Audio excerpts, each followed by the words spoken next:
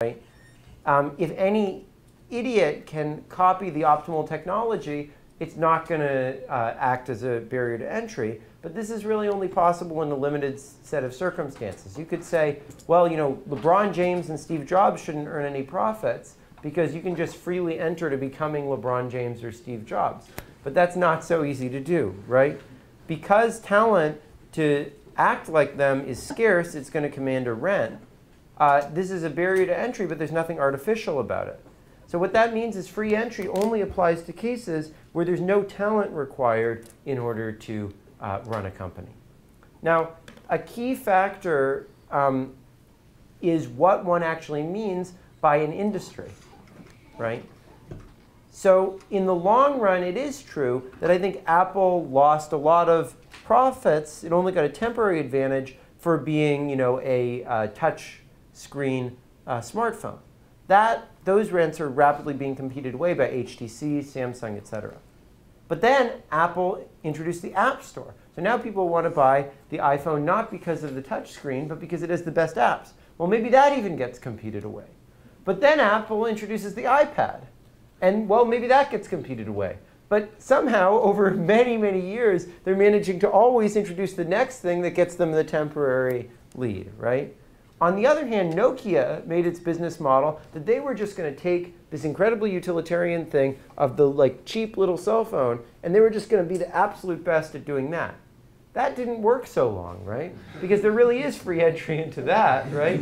And so now Nokia has gone from being 1/3 of the Finnish economy to being about 2% of the Finnish economy.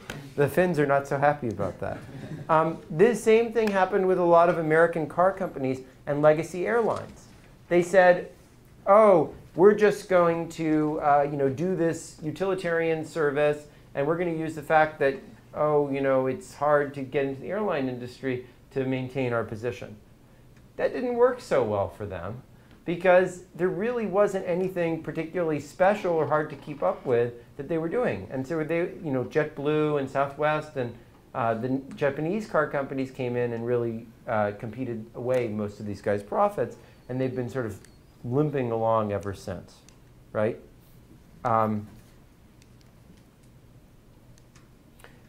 But in some broader industries, the industry itself is defined by constantly having the next product rather than doing a particular product in an efficient way or just earning profits off of that. So Terrence Liu, not here. Does anyone else want to give some examples of industries like that? Sorry, what's your name?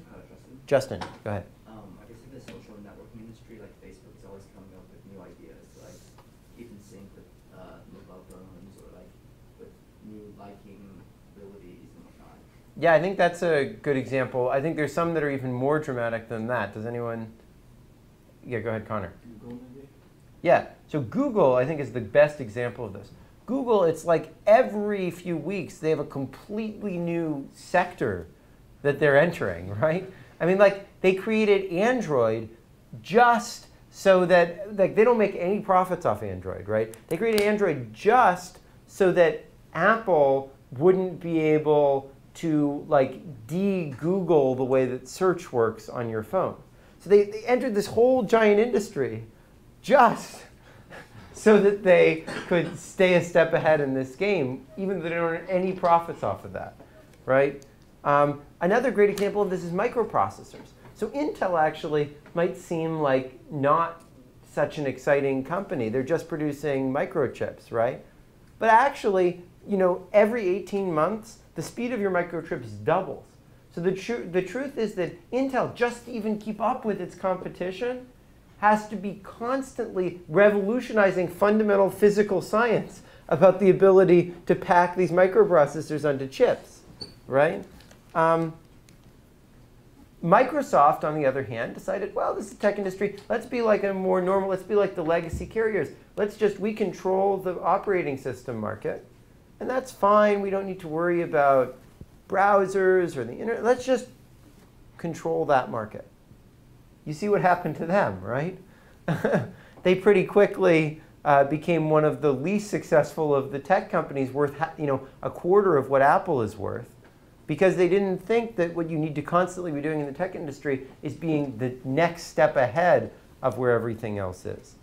And these sorts of machines for creating innovation are much harder to imitate and enter freely into than is the production of any particular product, right? But you need to imitate the process of generating new ideas rather than just any particular technical process.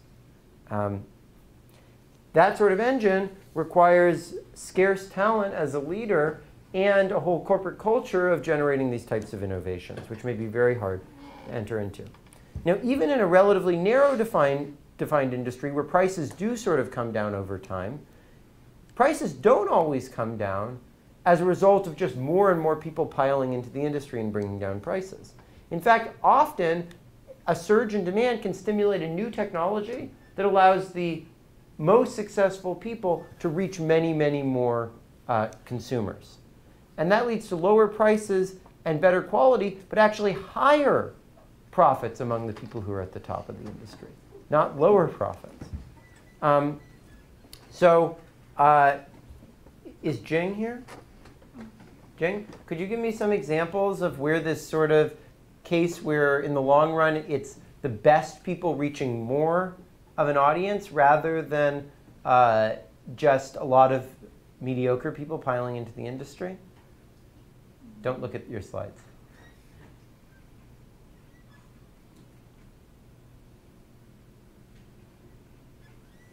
Think about during the 20th century. What have been like the biggest sources of like reductions in costs or things that you think of as big cultural business developments of the 20th century?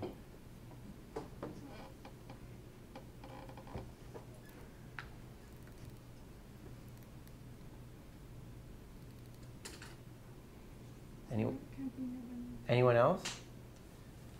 Sorry, remind me of your name. Andy. Andy, yeah.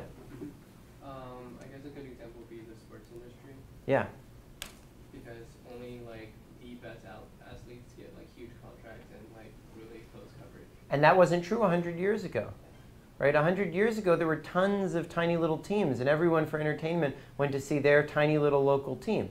Now there are these big teams, right? Why is that? Because roads and all these things developed to allow people to migrate into, partly to allow people to migrate into the city to see those entertainment, right? So like the baby boom created a huge demand for music, right? Because there were all these young people who wanted to hear music. Did that lead to us having a lot more musicians in the country? No, it actually led to many fewer musicians in the country. Because what they did to accommodate all those people was build these giant concert halls, develop a system, FM radio, for transmitting music much better than they were able to do it before. And suddenly, the few people at the top got all the rents, right? Professional sports during the 20th century is another great example, as Andy was saying. The fast food revolution is another great example of that. The baby boom also led to this huge demand, and rising incomes led to this huge demand for being able to eat out among lots of people. Did that lead to many more restaurants? Actually, it led to a reduction in the number of restaurants. Because McDonald's said, OK, we're just going to perfect, at extremely low cost, the ability to reach all these people, right? Even now, there's now a surge in demand for super high-end gourmet foods. And that has led to some increase in the number of restaurants. But it's also led to celebrity chefs trying to reach the whole country by television shows and mass production of gourmet foods. Yeah, Jacob. I don't entirely get the difference between the example of Nokia and McDonald's. It seems like they're kind of doing the same thing, but had opposite results. You use one as an example. Well, I think trying to do a cheaper thing at lower cost and perfection. I think both things sort of happen, which is that McDonald's was the best at, when it was first starting up, it was much better than anyone else at achieving very great scale and reproducing some minimum standard of quality over a very wide range. But they weren't good at constantly staying ahead. And so during the initial period of sort of ability to coordinate food across large areas, they were the dominant guys. They made some rents off that. But then in the even longer term, there actually was the ability to enter into that area. And yeah, so I mean, it all depends over what time horizon you're thinking about things. Mass production of design during the 1950s was another great example of this. It used to be that there were tons of handicraft shops all over the country. But then, during the 1950s, they figured out how to mass produce high-quality designs. And that actually allowed a few firms to gain huge amounts of rents. A few firms which actually started, to a large extent, as handicraft firms, but they were just little ones serving local markets. But this ability to mass produce allowed them to reach everyone and actually created many more rents at the top. And I think a similar thing, I don't know if anyone looked at the solution to the last problem set of the 242 class, but that had to do with the way that this is going to affect the future of medicine and education. So I think that what's probably going to happen here is that as there's this increasing demand for education around the world, that's going to stimulate the development of electronic courseware. And the increase in demand for medicine as countries get wealthier might not actually increase the number of doctors. It might actually stimulate the development of these diagnostic technologies that we're talking about that can reach tons of people at very, very low cost. That could actually reduce the demand for doctors, or the number of doctors, right? So this superstar effect occurs when communication allows one individual to reach a very large audience, and then the differences, the subtle differences in quality between those individuals become crucial. And the more spread out they are, the more desire there is, rather than just having a bunch of people enter the industry, to get the top people to reach a huge number of individuals. Yeah, David. So just like kind of confused about this and how like some of these some of the ones the bullet points there can lead to like monopolies as well. Right? Yeah, absolutely. Yeah. So like, how does like in the long run then how do you prevent that from happening? That's going to be the rest of the course. Yeah, no, I mean, I'm exactly trying to raise those sorts of questions in your head, so I'm glad I did. Yeah, Matt. Is this something that, like the superstar effect, is that something that like necessitates sort of modern technology and the ability to communicate and move?